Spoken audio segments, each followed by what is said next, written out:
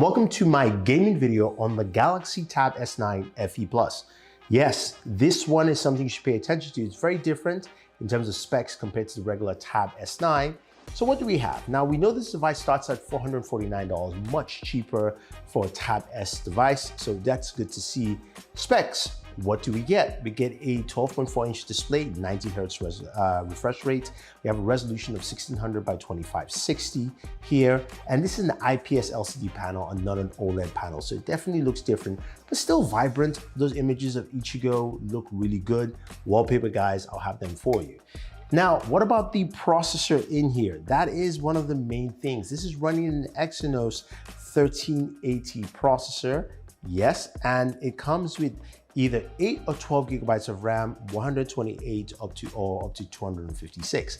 But here's the caveat, you can expand that with micro SD up to 1 terabyte. And I put in a 512 gigabyte micro SD card into this bad boy, which is great. Now, I like that because some apps will let you download directly to the SD card, some will not.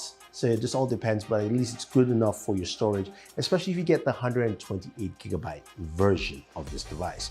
Now you've got Wi-Fi 6 on here, which is great to see, and Bluetooth 5.3, so good connectivity for your controllers, like your Xbox controller while you're gaming. In terms of battery, looking at a 10,090 milliamp battery, and it's 45 watts wired charging. So let's go ahead and take a look at some of the benchmarks first before we get into some of our gameplay. So we're looking at Geekbench 6 and our single core benchmarks are 995. I haven't seen that in a while. So this is definitely a mid-tier device and you should bear that in mind while you're gaming. Multi-core 2817. When we look at GPU stats, we're looking at 2,995 here. So very different in terms of stats here for gaming, but still though, it feels like this device should be able to do some quality gaming for us. So let's take a look at some of the games we like to play. Call of Duty is a game we like to play, and you can see our settings here. We have low max. It's not the highest settings possible, but it allows us to get some really smooth gameplay on there while gaming. 60 frames per second, very solid all the way through. You have no slowdowns anyway at all. Then moving over to PUBG Mobile. Now you can see PUBG Mobile, not a lot of settings are available. Again, this Exynos processor isn't something that is built for high level gaming. And you can see here clearly where we're getting 30 frames per second on our settings here with HD. Still good, plays well. Of course, I died quite a bit, so you get the idea of what this thing can actually do. Now, before we go ahead to Genshin Impact, let's listen to some audio off the speakers here. We've got dual speakers on each side of this device. So let's see what we get in terms of just the gaming audio, and as well as also music off the system. Be advised, hostile sentry gun spotted. Changing mag.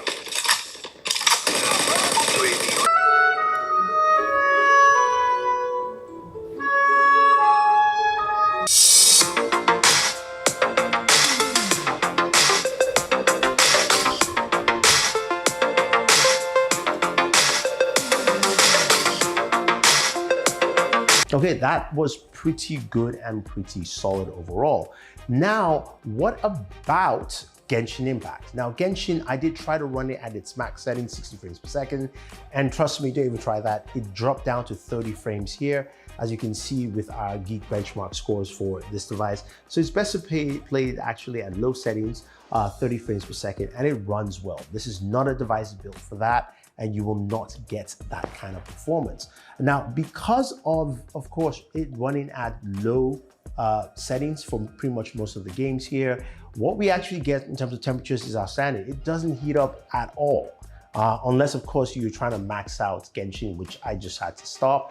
But temperatures stayed relatively cool all the way through my gameplay session. So that's something to definitely take note with the device. Now, of course, this is a device that I think cloud gaming will benefit the most from, especially with the Wi-Fi 6 connectivity and also Bluetooth 5.3. Able to connect my Xbox controller, jump into Xbox Game Pass, and definitely jump in and start playing some games. Now, of course, Forza Horizon 5 was great to play. I wish I could play Forza Motorsports. Not yet, but game played well. as long as you have good connectivity, you can actually enjoy that gaming session. Plus, I was able to use the same controller and enjoy gameplay on Call of Duty Mobile. So that was actually great to see. Now, watching video and content on here is great. You have good real estate. The brightness is actually relatively decent on this device. And the S Pen comes in clutch. I do like the fact that it comes with an S Pen. So you've got all those S Pen abilities like the air commands and things like that, functionality all around the device. Plus, you do have the ability to write into spaces where you have to type. So if you're using the pen for anything, this will work well. And the pen feels very comfortable in the hands. Plus, it does connect at the back to charge. So that's also a plus here. Now, I don't have the case for this device, but I have to say that when you look at it as a gaming device, this is not meant to be that, but what this is meant to be an entertainment companion to do some light gaming. And if you're watching movies and content, this will do the job for you. And if you want to just jump into some quick gameplay, especially cloud gaming, then the Tab S9 FE Plus is the device for you. So what do you guys think about it? Do you think this is worth picking up? Do you like the fact it's got that expansion with micro SD? Leave your thoughts down below. Don't forget to like, share, subscribe, and always enjoy your entertainment.